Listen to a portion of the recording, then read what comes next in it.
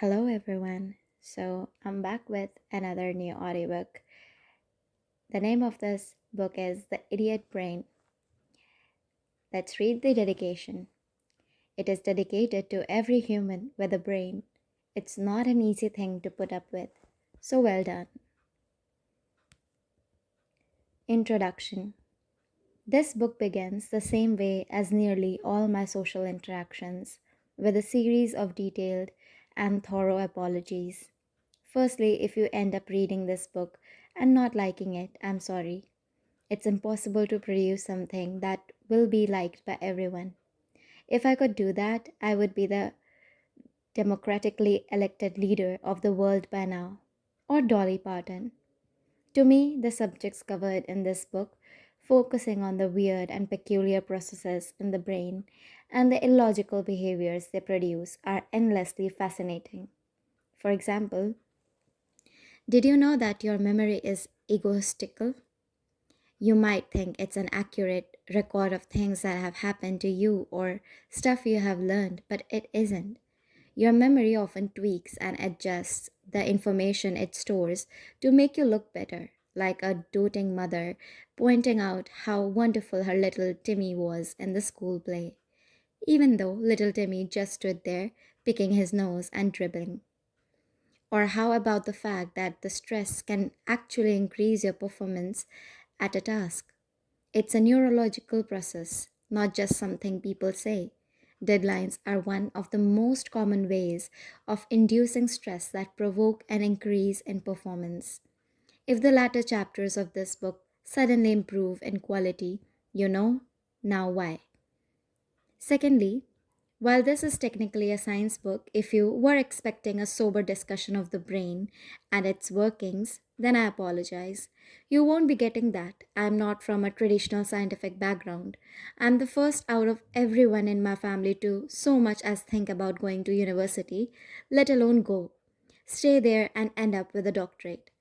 It was these strange academic inclinations, so at odds with my closest relatives, that first got me into neuroscience and psychology. As I wondered, why am I like this?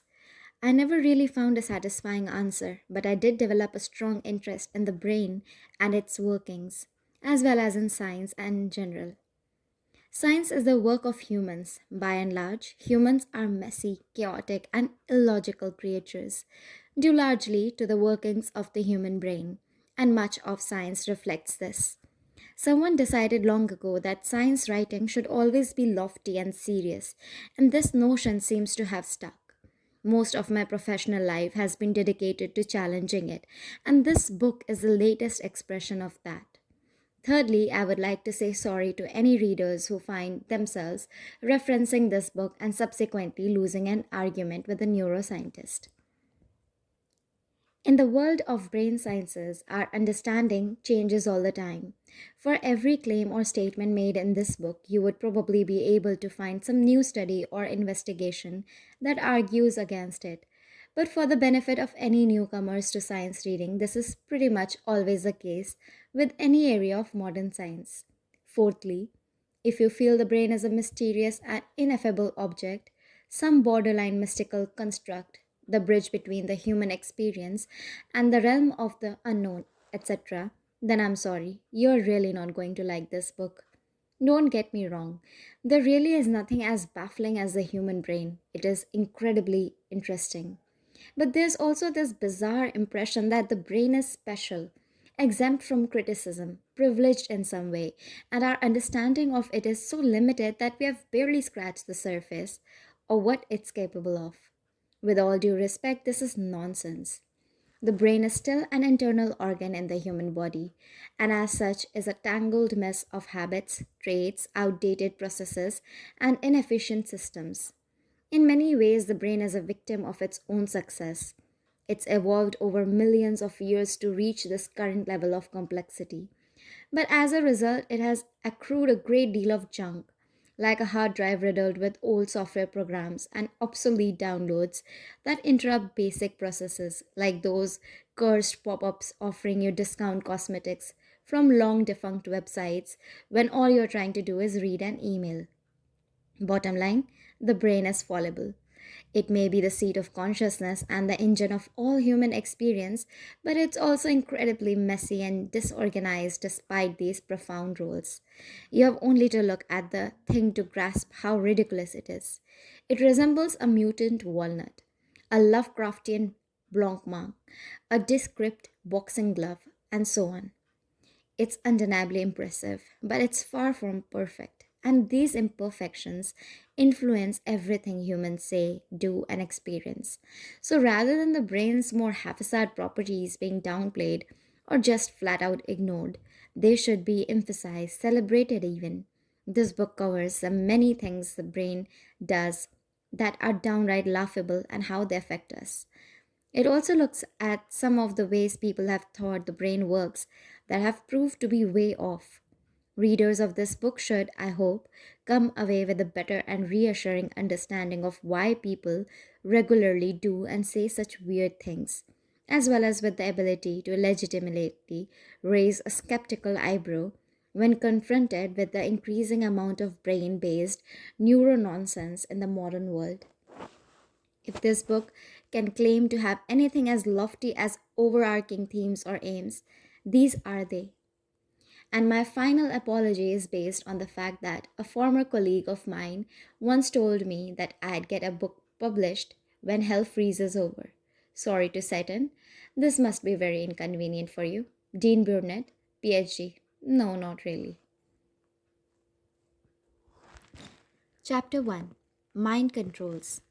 How the brain regulates the body and usually makes a mess of things. The mechanics that allow us to think and reason and contemplate did not exist millions of years ago. The first fish to crawl onto land aeons ago wasn't racked with self doubt, thinking, why am I doing this? I can't breathe up here and I don't even have any legs, whatever they are. This is the last time I played Truth or Dare with Gary. No. Until relatively recently, the brain had a much more clear and simple purpose: keeping the body alive by any means necessary. The primitive human brain was obviously successful because we as a species endured and are now the dominant life form on Earth. But despite our evolved, complicated cognitive abilities, the original primitive brain functions did not go away. If anything, they became more important. Having language and reasoning skills doesn't really amount to much if you keep dying from simple things like forgetting to eat or wandering off cliffs. The brain needs the body to sustain it, and the body needs the brain to control it and make it do necessary things. They are actually far more intertwined than this description suggests, but just go with it for now. As a result, much of the brain is dedicated to basic physiological processes, monitoring internal workings, coordinating responses to problems, cleaning up mess. Maintenance essentially. The regions that control these fundamental aspects, the brainstem and cerebellum, are sometimes referred to as the reptile brain, emphasizing their primitive nature because it's the same thing the brain was doing when we were reptiles back in the mist of times. Mammals were a later addition to the whole life on Earth scene. By contrast, all the more advanced abilities we modern humans enjoy, consciousness, attention, perception, reasoning, are found in the neocortex, neo meaning new. The actual arrangement is far more complex than these labels suggest, but it's a useful shorthand. So you might hope that these parts, the reptile brain and the neocortex, would work together harmoniously, or at least ignore each other. Some hope. If you have ever worked for someone who's a micromanager, you know how incredibly inefficient this arrangement can be. Having someone less experienced hovering over you, issuing ill informed orders, and asking dumb questions can only ever make it harder. The neocortex does this with the reptile brain all the time. It's not all the one way though. The neocortex is flexible and responsive. The reptile brain is set in its ways. We have all met people who think they know best because they're older or have been doing something for longer. Working with these people can be a nightmare, like trying to write computer programs with someone who insists on using a typewriter because that's how it's always been done. The reptile brain can be like that, derailing useful things by being incredibly obstinate. This chapter looks at how the brain messes up the more basic functions of the body. Stop the book, I want to get off. How the brain causes motion sickness. Modern humans spend a lot more time sitting down than ever before. Manual labor jobs have largely been replaced by office jobs. Cars and other means of transport mean we can travel while sitting down. The internet means it is possible to spend particularly your whole life sitting down, what with telecommuting, online banking, and shopping. This has its downsides. Obscene sums are spent on ergonomically designed office chairs to make sure people don't get damaged or injured due to excessive sitting. Sitting too long on an aeroplane can be fatal due to deep vein thrombosis. It seems odd, but very little movement is damaging because movement is important. Humans are good at it, and we do it a lot, as evidenced by the fact that as a species, we have pretty much covered the surface of the earth and actually been to the moon. Walking 2 miles a day has been reported as being good for the brain, but then it's probably good for every part of the body. Our skeletons have evolved to allow long periods of walking, as the arrangement and properties of our feet, legs, hips, and general body layout are ideally suited to regular ambulation. But it's not just the structure of our bodies. We are seemingly programmed to walk without even getting the brain involved. These are nerve clusters in our spines that help control our locomotion without any conscious involvement. These bundles of nerves are called pattern generators and are found in the lower parts of the spinal cord in the central nervous system. These pattern generators stimulate the muscles and tendons of the legs to move in specific patterns to produce walking.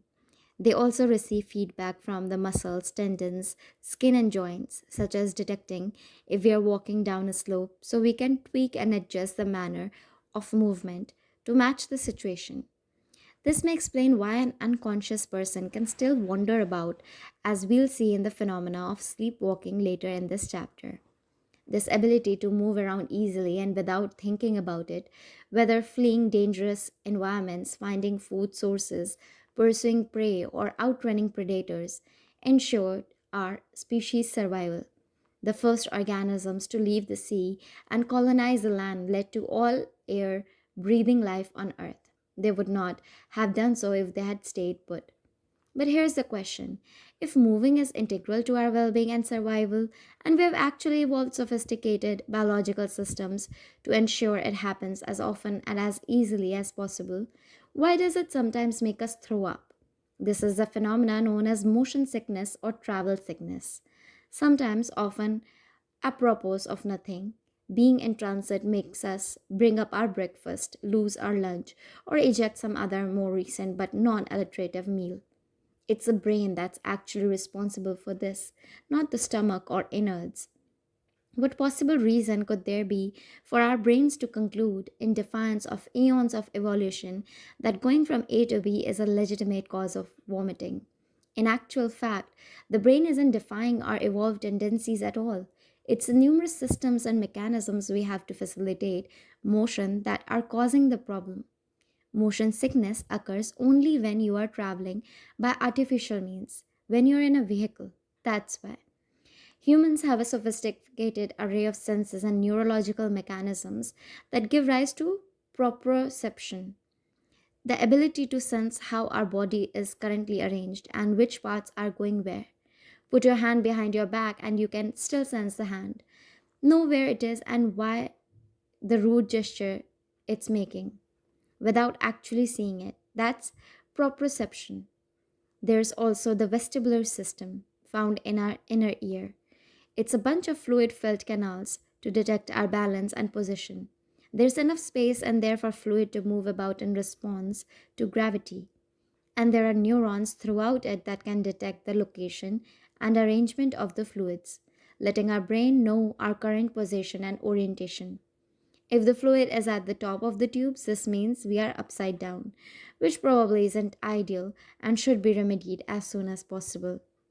Human motion produces a very specific set of signals. There is a steady up down rocking motion inherent in bipedal walking.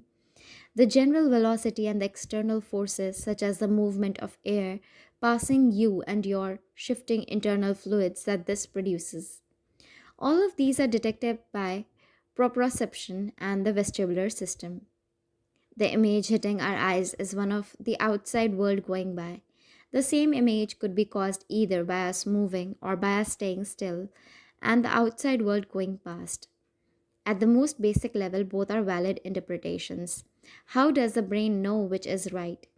It receives the visual information, couples it with information from the fluid system in the ear, and concludes body is moving. This is normal, and then goes back to thinking about sex or revenge or Pokemon, whatever it is you are into. Our eyes and inner systems work together to explain what's going on. Movement via a vehicle produces different set of sensations. Cars don't have that signature rhythmical rocking motion that our brains associate with walking. And the same usually goes for planes, trains, and ships. When you are being transported, you are not the one actually doing the moving. You are just sitting there doing something to pass the time, such as trying to stop yourself from throwing up. Your proprioception isn't producing all those clever signals for the brain to comprehend what's going on.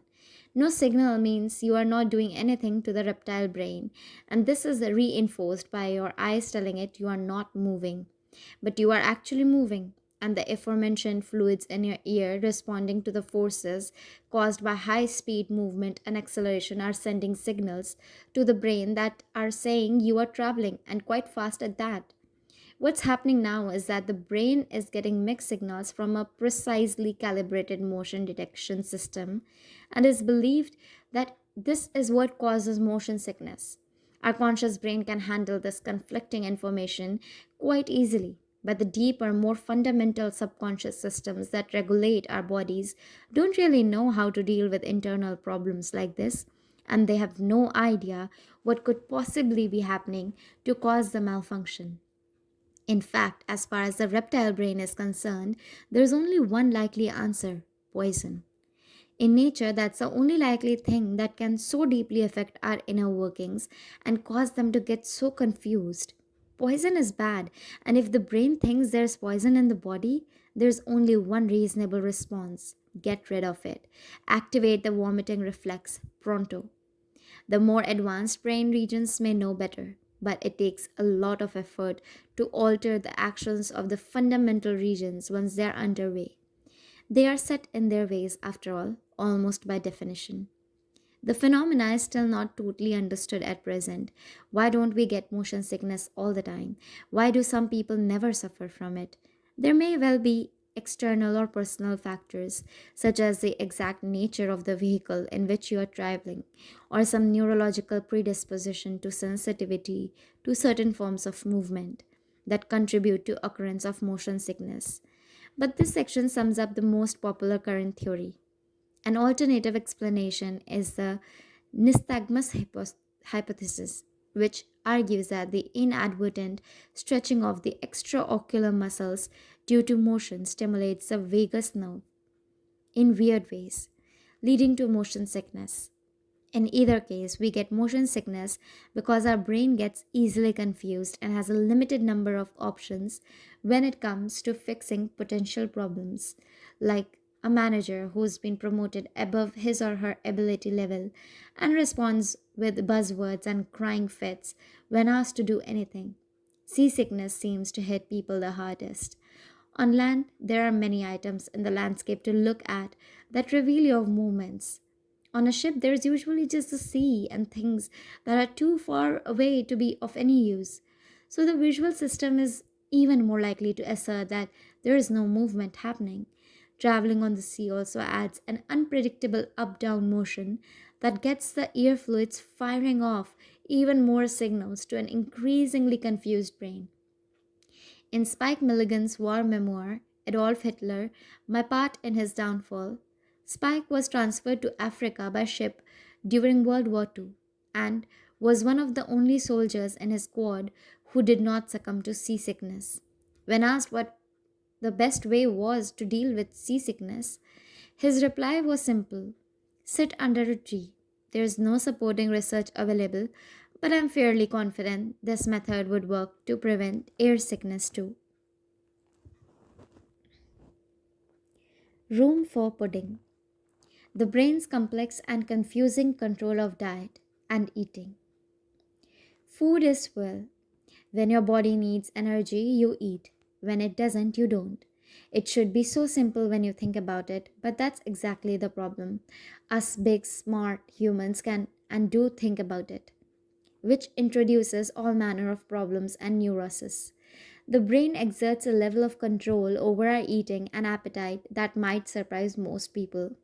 You would think it's all controlled by the stomach or intestines, perhaps with input from the liver or fat reserves, the places where digested matter is processed or stored.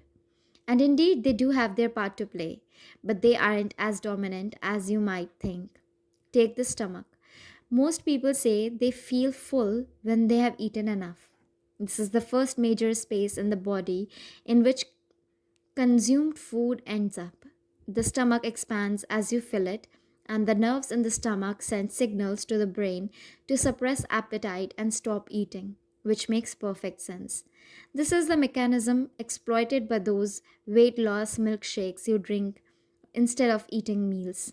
The milkshakes contain dense stuff that fills the stomach quickly, expanding it and sending the I am full messages to the brain without you having to pack it with cake and pies.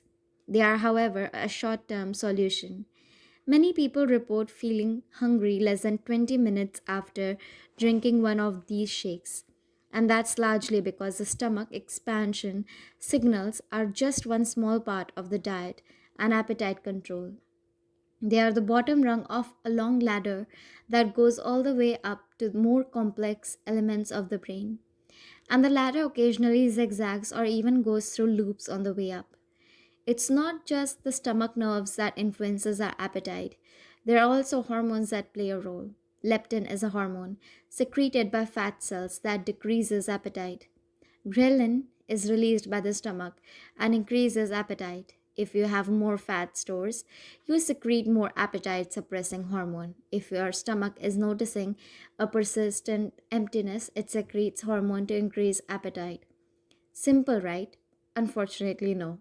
People may have increased levels of these hormones depending on their food requirements, but the brain can quickly grow used to them and effectively ignore them if they are persisting for too long. One of the brain's more prominent skills is the ability to ignore anything that becomes too predictable, no matter how important it may be. Have you noticed how you always have room for dessert? You might have just eaten the best part of a cow or enough cheesy pasta to sink a gondola, but how can you manage the fudge brownie or triple scoop ice cream sundae? Why? How? If your stomach is full, how is eating more even physically possible? It's largely because your brain makes an execution decision and decides that no, you still have room. The sweetness of desserts is a palpable reward that the brain recognizes and wants, so it overrules the stomach, saying, no room in here. Unlike the situation with motion sickness, here the neocortex overrules the reptile brain. Exactly why this is the case is uncertain. It may be that humans need quite a complex diet in order to remain in tip top condition. So rather than just relying on our basic metabolic systems to eat whatever is available, the brain steps in and tries to regulate a diet better. And this would be fine if that was all the brain does, but it doesn't.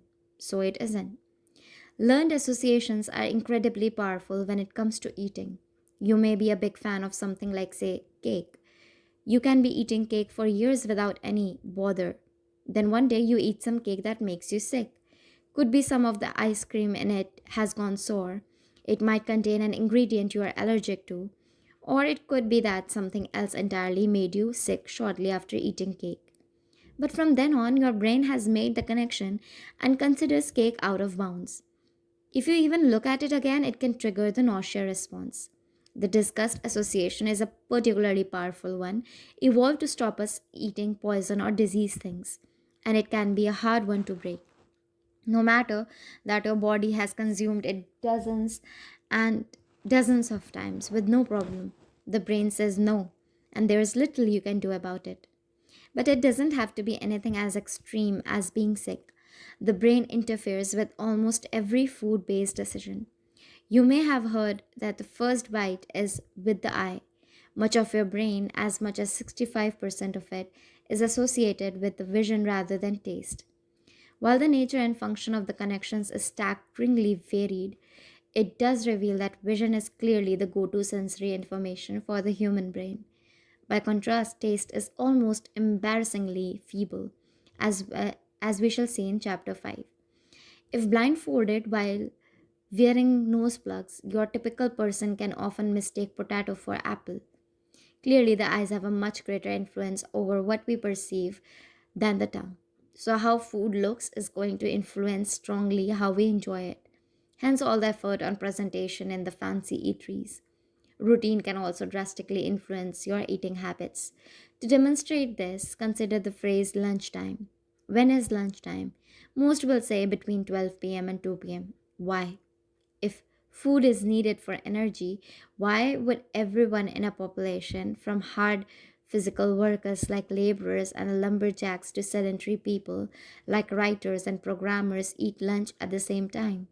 It's because we all agreed long ago that this was lunchtime and people rarely question it.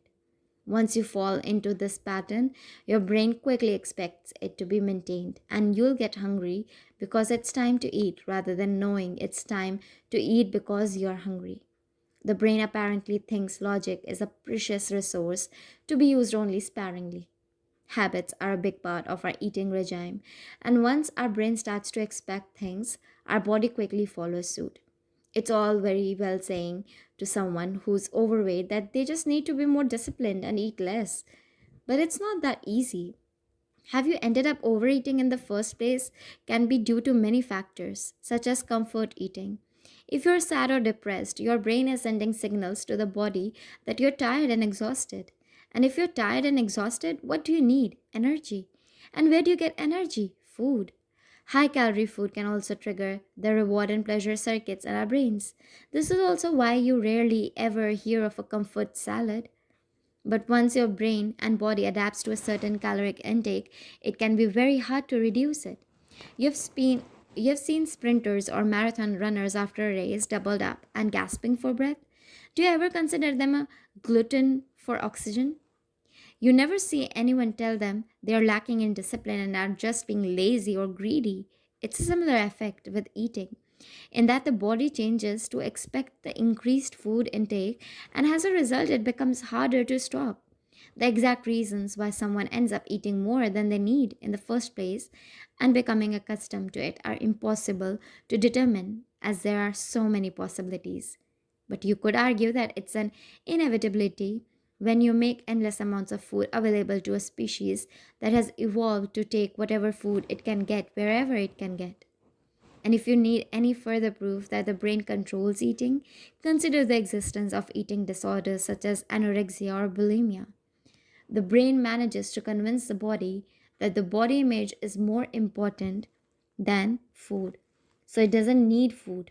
This is akin to you convincing a car that it doesn't need petrol.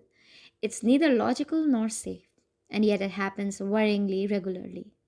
Moving and eating, two basic requirements, are made needlessly complex due to our brains interfering with the process.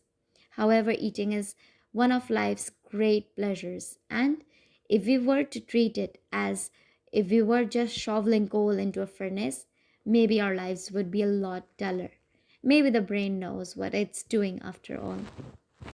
Thank you for listening to The Idiot Brain. The content is solely credited to the authors and publishers in creating. This video is only for the purpose of education and the articulation of it. Kindly subscribe to the audiobooks with Keeper of Lost Stories for more such educational videos. Thank you.